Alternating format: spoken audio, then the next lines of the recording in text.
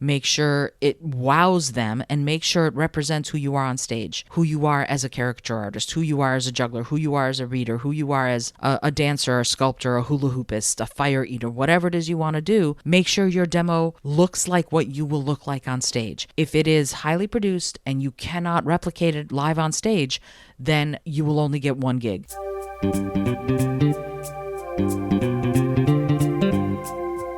Hello and welcome to the Innovative Mindset Podcast. I'm your host, Isolde Trachtenberg. On the show, I interview peak performing innovators in the creative, social impact, and earth conservation spaces who are working to change the world. This episode is brought to you by Brain FM. Brain FM combines the best of music and neuroscience to help you relax, focus, meditate, and even sleep. I love it and have been using it to write, create, and do some of my deepest work. Because you're a listener of the show, you can get a free trial. Head over to brain.fm/innovative mindset to check it out. If you decide to subscribe, you can get 20% off with the coupon code Innovative Mindset, all one word. And now, let's get to the show.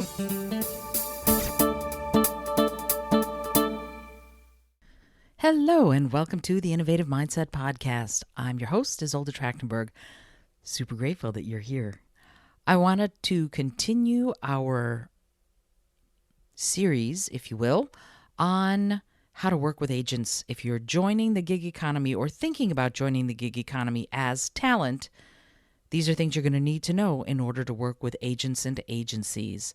So far, we've covered that initial decision making, and we've covered a little bit about what goes into a great demo. That was the last episode. And here's the thing about what goes into a great demo. The demo is sort of your hook, but the initial introduction is that initial pitch, that ever important initial pitch. So if you're ready to go and get your demo together, like I said last time, and you need some help with figuring out how to actually make your demo shine so that talent agents will be psyched to work with you, contact me. This is something that I can help you with, and we can figure out a way that we can collaborate and work together so that your demo is fabulous. And by demo, I'm not actually talking about your acting demo, for example. That's not the kind of demo that I would be helping you with. There are other people who do that kind of work. I'm talking more about, let's say you're a variety entertainer, or you're a singer, or you're a reader, or a caricaturist. Those kinds of demos, you still need to have one, and I can work with you to help you make agents shiver with anticipation to get to work with you. So contact me if you decide you want to try a demo and make it something really useful and effective to booking gigs. Okay, but before you send that demo to the agent, you need to know how to pitch the agent. Oy, oy, oy, oy, oy. That initial pitch is so frightening, isn't it? Wow. Yeah, we get into this space where, what do we say? What do we do?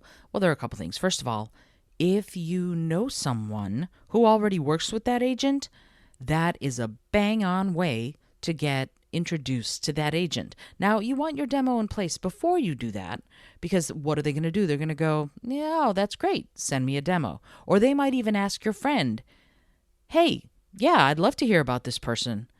Have them send me their demo. That's terrific. So it's what they call a warm lead, right? So you can contact the agent and go, yeah, my friend Bobby said that I should contact you about being a caricaturist and registered with your agency to be booked to do caricatures or stilt walking or juggling or fire eating or tarot card reading or singing or music or wedding guitar, whatever it is, right? If you have a dream of being a gig economy performer in one way or another, a DJ, you might be a DJ. I have a delightful friend who I have been able to get some work because he's an incredible DJ, and I know I can recommend him. Mordecai, that's me giving you a shout out if you're listening to this.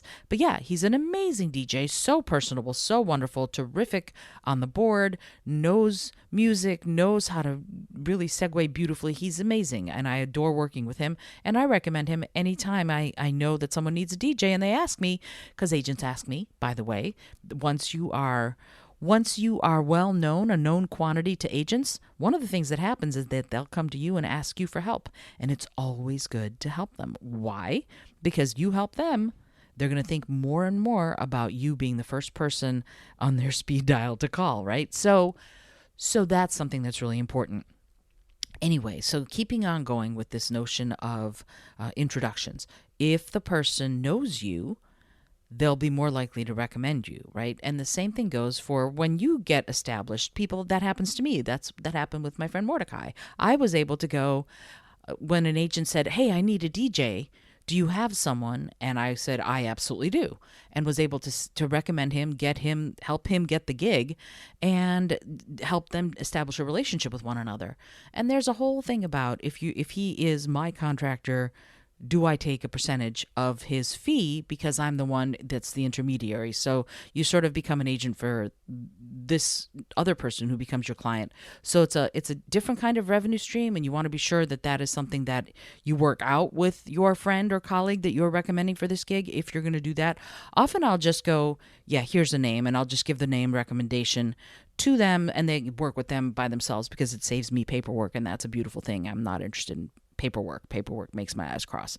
But anyway, so there's something about that we need to remember, that if you can recommend someone, do. If you recognize their skills and talent, you know they're going to be great, recommend them. Don't recommend someone who isn't going to be good. Instead, recommend that they build their skills. Honestly, because it's your reputation on the line. I never recommend anyone unless I am darn certain that person is going to kick butt. That's it. I just won't recommend them. And I'll say that. I'll be very honest. I'll say that to people who ask me, "Hey, can you introduce me to such and such?" And I'll be like, "I honestly don't think you're ready. I think you need to build this skill, and this skill. And then once you have those skills, I'm happy to recommend you. Until then, I can't recommend you." This is not because I'm being mean. It's because I have a reputation to maintain with the agents that I work with, but I also don't want to see you fall on your butt, right? So that's something that is important, that before you contact an agent, know your skill set, know that you are able. And this is not to say that you're not going to be nervous. I'm nervous every time. It doesn't matter how many agents, how many times, I'm nervous every time. Why? Because I want to do my best. And that, I want to be my best thing is exactly what you want. You want to be your best with working with an agent, with clients, whatever. You want to be your best. So I get nervous every time, but that doesn't mean I let it stop me. The same thing will happen as you start building the rapport and the relationships with agents. The same exact thing will happen. You will contact them. You will be nervous. There is no question. But that is okay. Why? Because there are ways to contact them that, again, will work much better than others. So if you know someone who already works with that agency and you've got a kick-ass demo, ask for an introduction. Nothing wrong with that. If you're in direct competition with this person, figure that out for yourself, like whether or not that's something you want to do.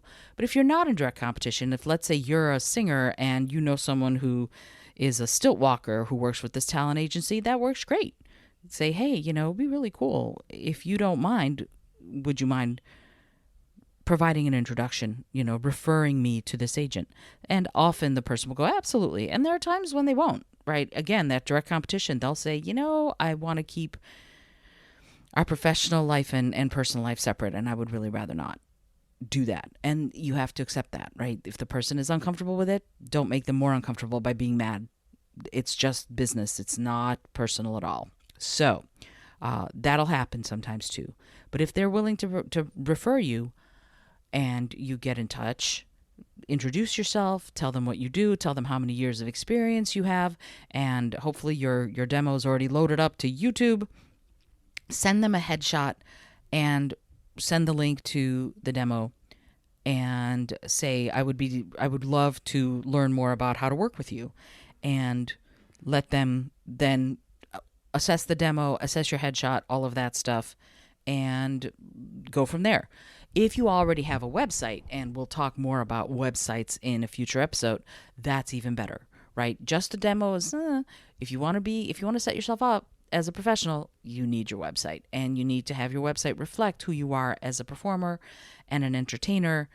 And it's just the way it is, right? If you want, I'm going to put the links to a couple of my different websites on the show notes page, just so that you can check them out if you want. And it'll be helpful, I think, to get that sort of space to see what kinds of things you need to highlight on your website. But I'm going to do an entire episode about that. So if you have that introduction from someone, that's great. If you don't, and you've done your research and you know that this talent agency books the kind of talent you have, for example, let's say you're a stand-up comedian, that's a different kettle of corn. But there are talent agencies who look for that. And if you can sell yourself to the talent agent, go, hey, I'm great with the college crowd, and you're not going to the NACA, that's a different thing, right? I work with one agent who pretty much only exclusively books colleges, and I've gotten so many delightful gigs from him doing Irish music and having a great time doing it. So yeah, it's possible to not ever go to the NACA conferences and still get booked at colleges, or you can go to the NACA conferences, do the showcase, and get a whole bunch of business cards and book that way too. That's a lot of comedians book through NACA. But if you're ready to go, and let's say you are, I forget what I said, juggler. Let's say you're a juggler. You know what? I'm going to go with singer because that's what I do. So I have my demo all set up for, let's say, Irish music of me playing fiddle and playing flute and recorder and singing Irish drinking songs and more slower ballads. And it's about a minute long, and a lot of it is live, right? Because I've done a bunch of Irish music gigs. So a lot of that stuff is live. And I have the demo set up as an agent friendly. And I also have a demo setup that's not. That's sort of me on my website. Why? Because if a client comes in to my website and they aren't going through an agency, I absolutely want them to know how to get a hold of me. So all of my demos on YouTube have both the non-agent friendly and the agent friendly version. And so I have it all set up. The website is there. We'll talk about that in a future episode, but I have a demo I'm ready to send them. I have a headshot. Headshots have changed. Used to be black and white, 8x10. Nowadays, as long as you are in frame, full view or 3/4 view, and head and shoulders and up to the top of your head, that's great. If you are a reader, I would say it is okay to have a little bit more of your costuming showing. If you're a juggler, same thing. If you are a performer of that kind where costuming plays a role, having a headshot that kind of has some of that costuming as part of the headshot, I think works really well.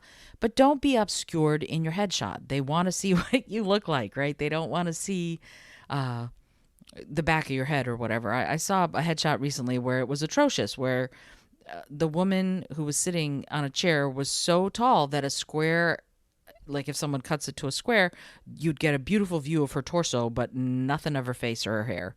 And I thought that was a strange thing. You should be centered. Your face should be centered as much as possible in the headshot. Don't make it difficult on agents or other people who could book you. If you make it difficult on them, they're going to go to someone else. It's that simple. It sucks because it would be really nice if there was that sort of, oh no, I really want to work with that person. Again, unless you're Adele, they don't care. This is not to say agents are callous. It's just that this is a business. And if you make it hard for them to do their jobs, they're going to go to the next person. Make it as easy as possible, as frictionless as possible for them to hire you, for them to have a relationship with you, and for them to really get the gigs that they think of you first. If you have that kind of relationship with them, they will think of you first and you will get the gigs. And that is a beautiful and awesome thing. So how do you make that first phone call? If you have a warm lead, hi, my name is Isolde Trachtenberg. My friend Rich Potter suggested that I give you a call. I am a singer and I play Irish music. And I would love to send you my demo because I know that March is coming up, St. Patrick's Day. And if you're looking for an Irish musician who plays fiddle and flute and sings everything from drinking songs to ballads to leave audiences laughing and having an amazing time on St. Patrick's Day, please think of me and I'd love to submit my demo. Generally speaking, they'll say, yeah, send it on. If you can do it in a timely way, even better, right? If you've got, if you have an all Spanish show, for example, Hispanic Heritage Month is September, so that's a great time. Like in July, go, hey, I do an all Spanish show. I know Spanish Heritage Month is coming up, or Hispanic Heritage Month, I should say. Can I send you a demo? My friend Rich said to call, blah, blah, blah. If they recognize Rich, great. If they don't, they might ask you, who is this? Oh, he's the juggler and clown, blah, blah, blah. And you are able to then go in. If you don't know a person who knows the agent, if you haven't been recommended, you can still call. Hi, my name is Isolde Trachtenberg.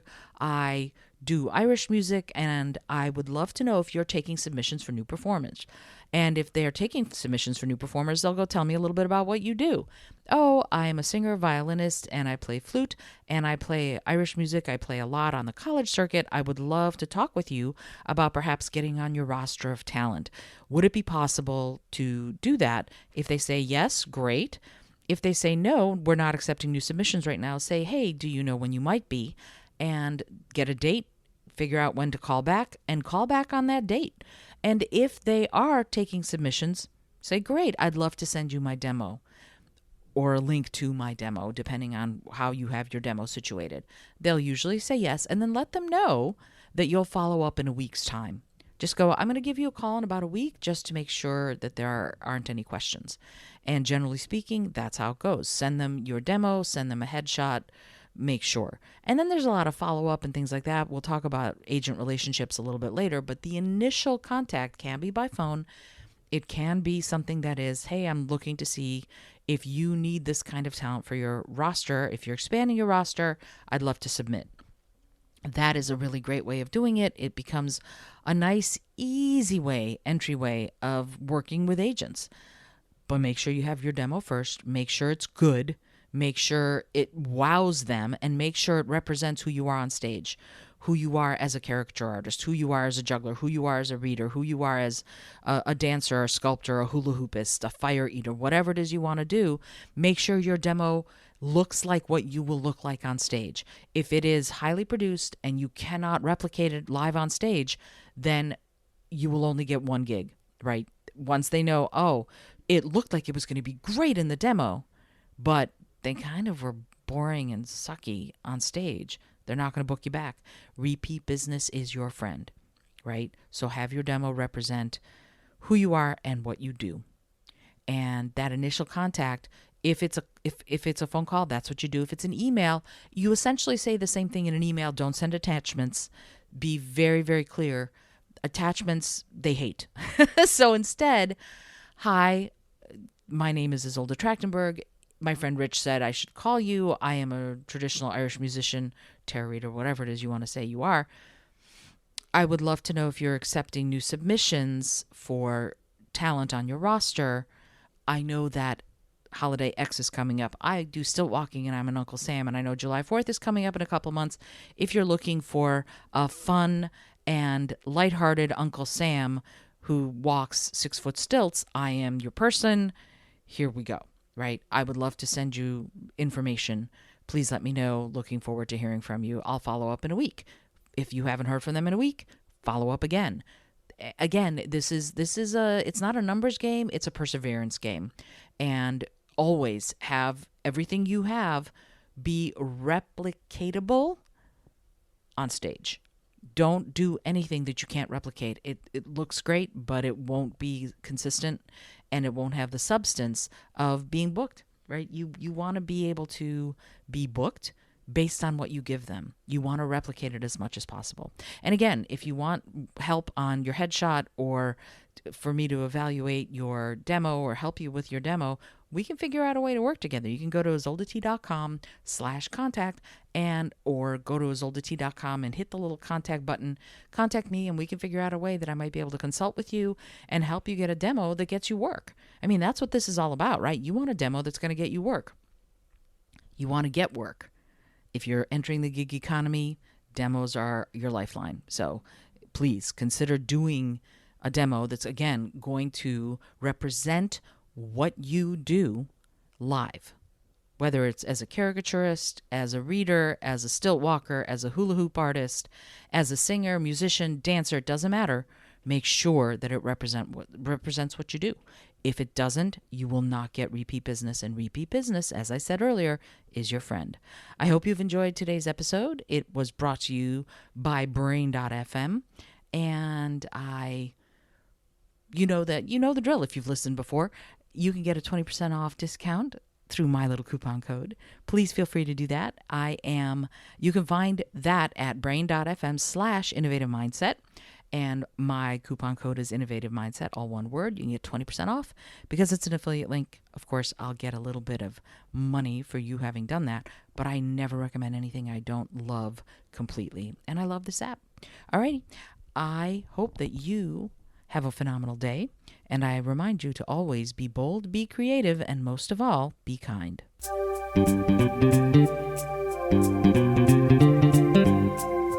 Thank you so much for joining me today. I really appreciate you being here. Please subscribe to the podcast if you're new, and it would mean the world to me if you told a friend about it. Today's episode was produced by Isolde Trachtenberg and is copyright 2021. As always, please remember this is for educational and entertainment purposes only. Past performance does not guarantee future results, although we can always hope. Until next time, remember to be bold, be creative, and most of all, be kind.